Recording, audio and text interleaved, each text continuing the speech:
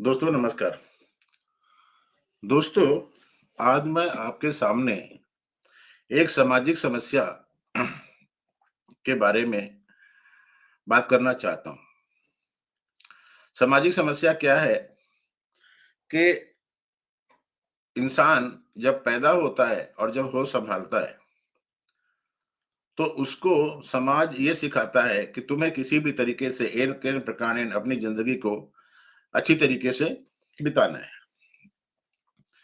अब भारत जैसे जो देश हैं, जैसे बांग्लादेश है, पाकिस्तान है, श्रीलंका है, नेपाल है। यहाँ पर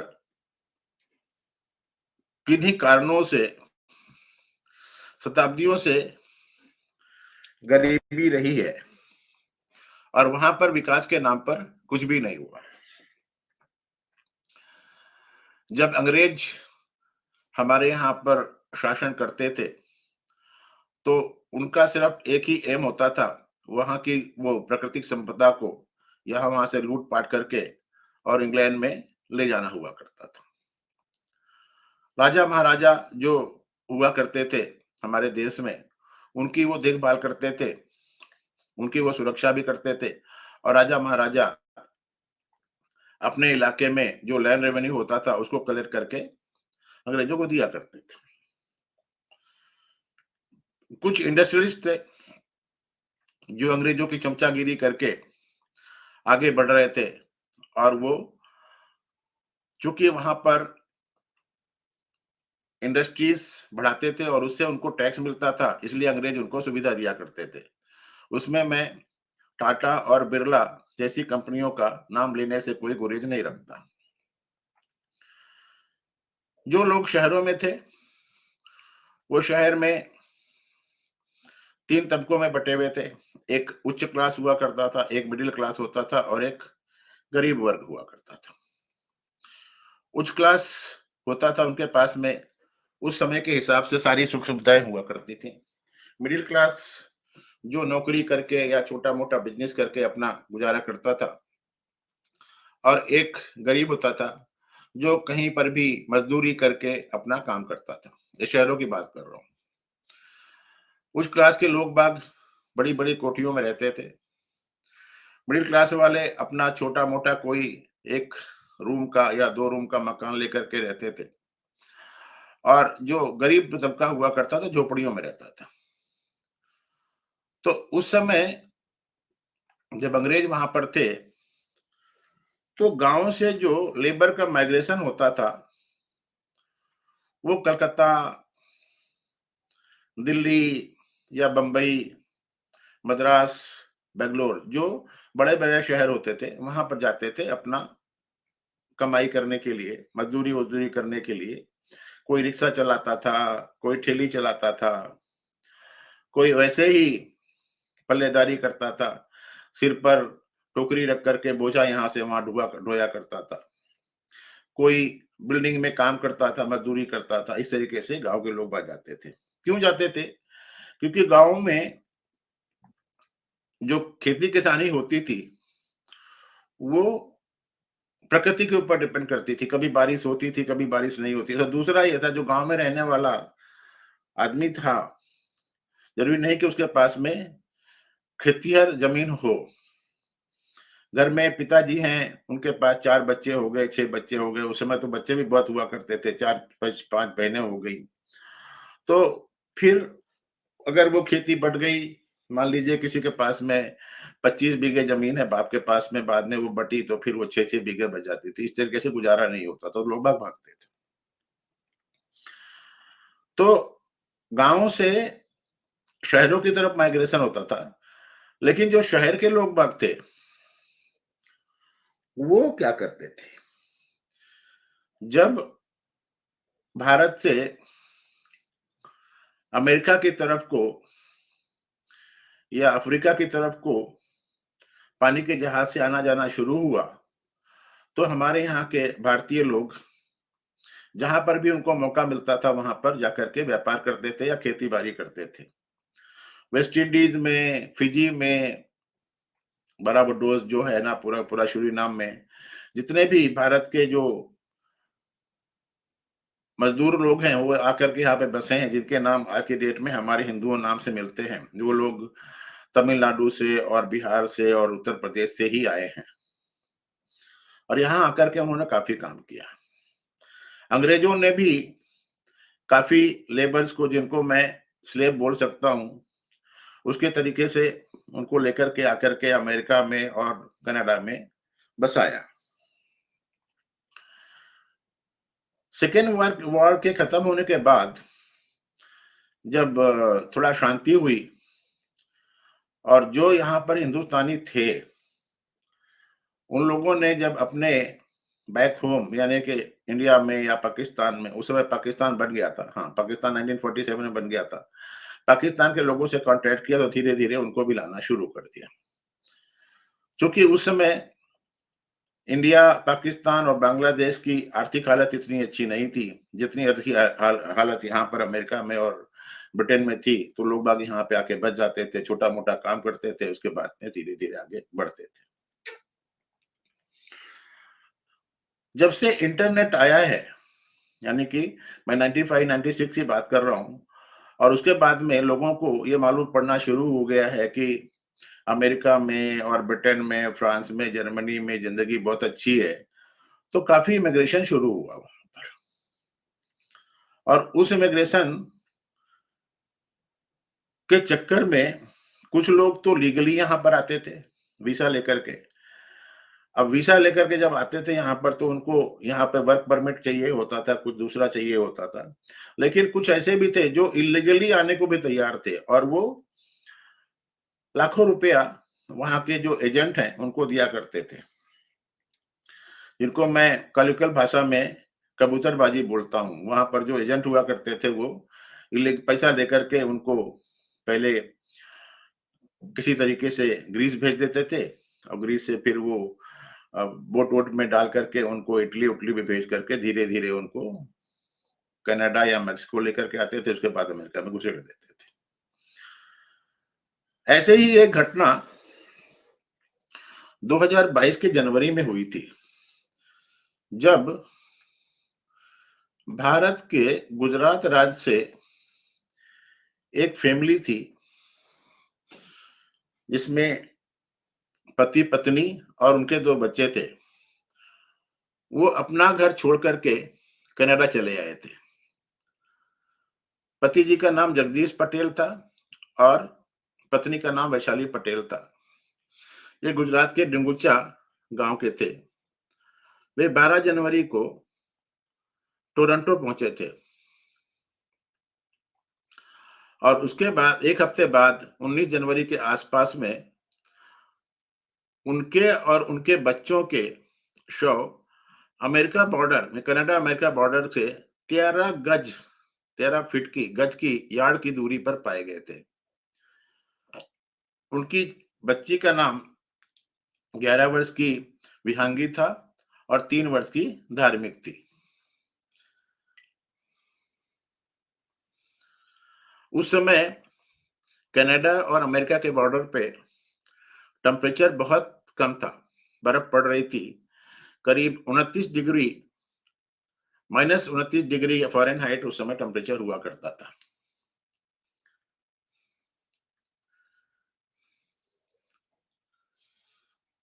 इसको यहाँ पर अमेरिका में और कनाडा में ह्यूमन स्मगलिंग बोलते हैं।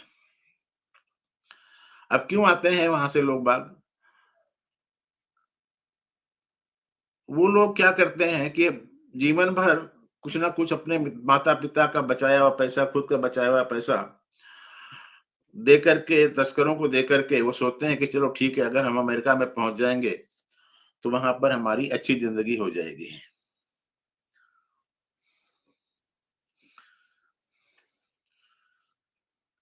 और ये ज़्यादातर गुजरात के लोगों में और पंजाब के लोगों में ज़्यादा है, क्योंकि यहाँ पर अमेरिका में और कनाडा में गुजरात के और पंजाब के लोग ज़्यादा हैं और वो यहाँ पर उनको बुलाना चाहते हैं। एक्चुअली क्या है, इंडियंस के अंदर या इस साउथ एशियन के अंदर अमेरिका की एक अच्छी-अच्छी छवि है। जो छात्र यहाँ पर H1 वीज़ा में या वर्क परमिट का काम करते हैं और अच्छा पैसा कमाते हैं, उससे बैक होम इंडिया में एक मैसेज जाता है कि अरे वाह! अमेरिका एक ऐसा कंट्री है, वहाँ पर जाकर के हम लाखों डॉलर कमा लेंगे। एक्चुअली यहाँ पर अमेरिका में इन बच्चों को कितना स्ट्रगल करना पड़ता है, ये जो वहाँ से यहाँ पर आने के चक्कर में फँसे होते हैं, उनको मालूम नहीं होता है। वो सोचते हैं कि किसी भी तरीके से अमेरिका पहुँच जाएँगे और उसके बाद हमारी ज़िंदगी कट जाएगी।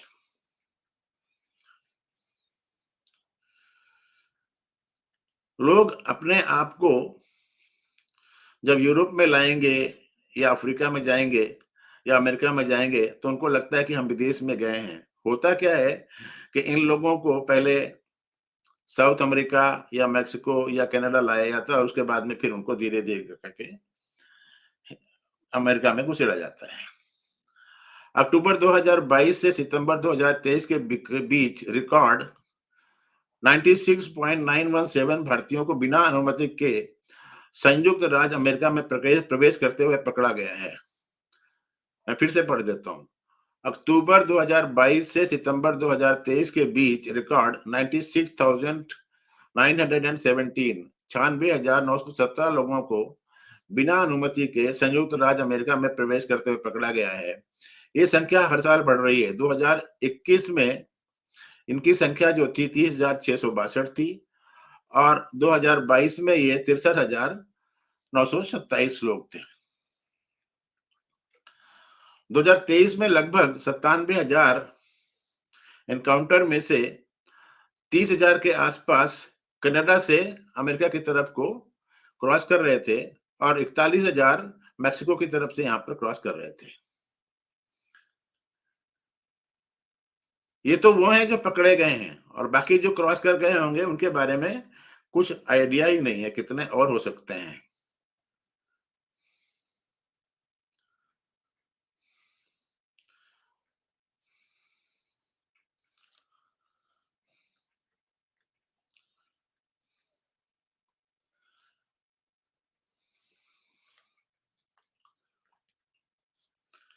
अमेरिकन इमिग्रेशन लॉयर्स एसोसिएशन के मुख्य सलाहकार एंजेला केली ने कहा है कि पिछले 30 वर्षों में मैं ये काम कर रही हूँ, प्रवासन में मौलिक बदलाव आया है। 2 फरवरी को ईएमएस ब्रीफिंग में बोलते हुए सीमा संकट ध्रुवीकृत राजनीति को देखते हुए नीतिगत विकल्प है। केली ने बताया कि सीमा पर लगभग 10,000 रोज लोग बाग आते हैं। तेजी से बढ़ते क्रूर और प्रभावित तस्करी का निर्माण चार असफल राष्ट्रों अधिकतर लोग 4 असफल राष्ट्र जैसे क्यूबा, हैती, वेनेजुएला और निकारागुआ को अमेरिका के लिए छोड़ रहे हैं। कुछ साल पहले सीमा पर केवल 12% लोग मेक्सिको या मध्य अमेरिका के अलावा अन्य देशों से आते थे। अब ये 52% हो गए हैं, केली ने कहा।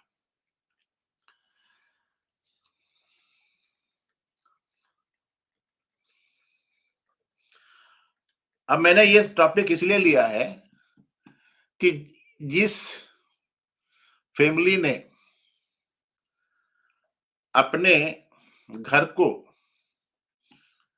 गुजरात के घर को 12 जनवरी को छोड़ा था और 19 जनवरी को उनकी मृत्यु कनाडा अमेरिका बॉर्डर पर हो गई थी। उनके जो स्मगलर था, उसको 4 दिन पहले शिकागो से पकड़ा गया है। इस व्यक्ति का नाम 28 वर्षीय हर्ष कुमार रमनलाल पटेल है और इसको ऑफिसर्स लोग इसे डर्टी हैरी बोलते हैं। ये क्या करता था, जो इलीगल ह्यूमन स्मगलिंग होती थी, उसमें ड्राइवरों का अरेंजमेंट करता था।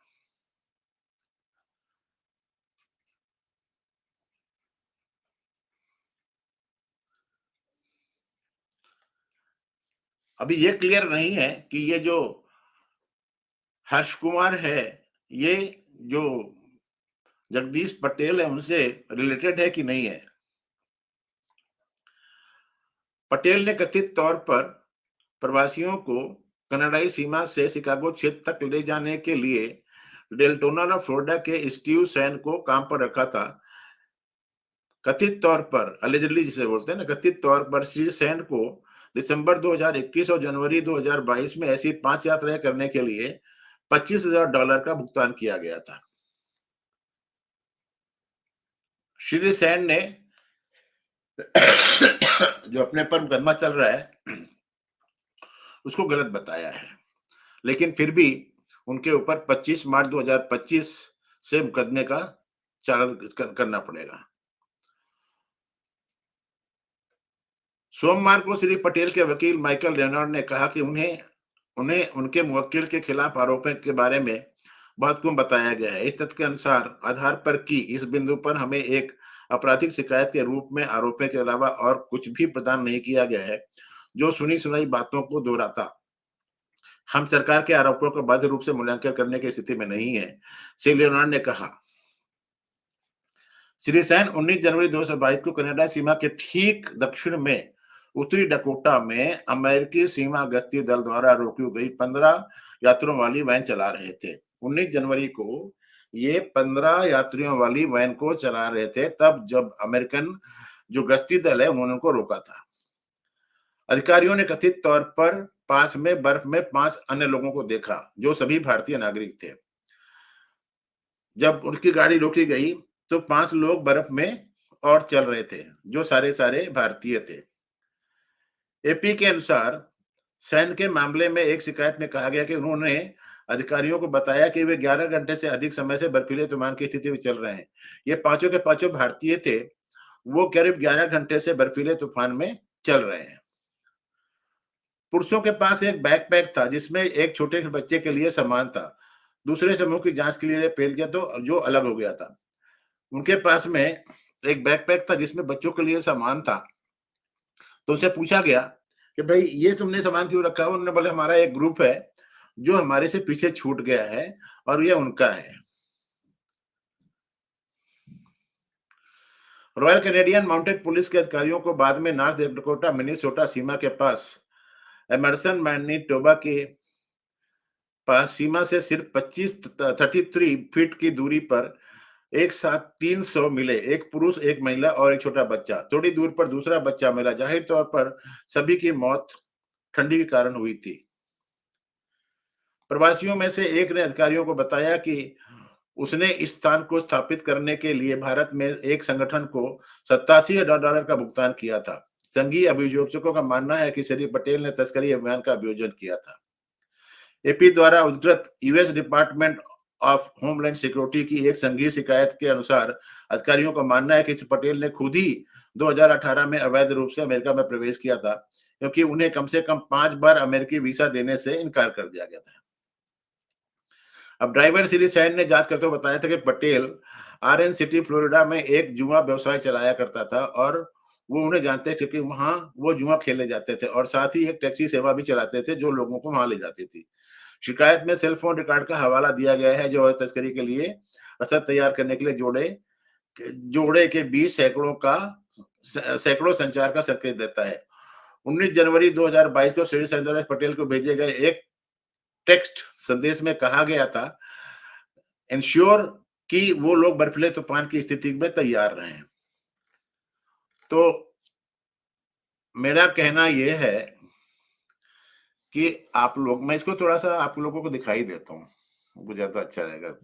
आप देखिए इस न्यूज को और फिर पढ़िए। जो मेरा ये वीडियो बनाने का सिर्फ मकसद ये था कि आप लोग जो भारत में बैठे हुए हैं और इस चक्कर में फंस जाते हैं कि कोई हमारे को इलीगल तरीके से अमेरिका पहुंचा देगा, तो थोड़ा तैयारी। देखिए, भारतीय अवैध प्रवासियों का तीसरा सबसे बड़ा समूह सीमा संकट को बढ़ाता है, ये एक बोल रहा है। दूसरा बताता हूँ, एक और भी है जो पकड़ा गया है, उसके बारे में बता देता हूँ।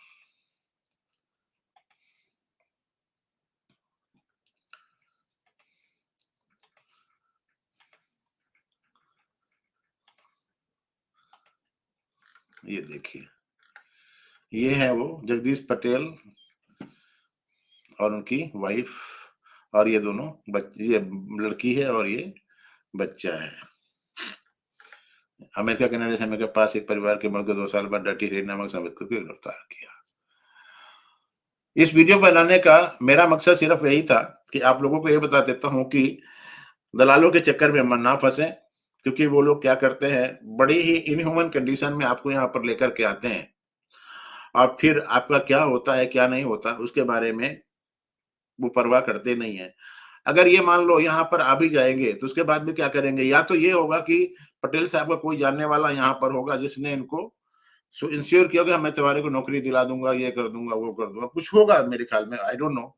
But my request is only that the people who are intending to come to America in such a way, like um,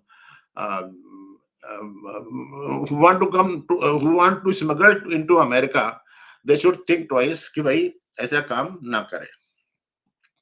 तो ये मेरा वीडियो था। मैं आपको इस वीडियो के माध्यम से एक सामाजिक संदेशा देना चाह रहा था, जिसको शायद आप लोग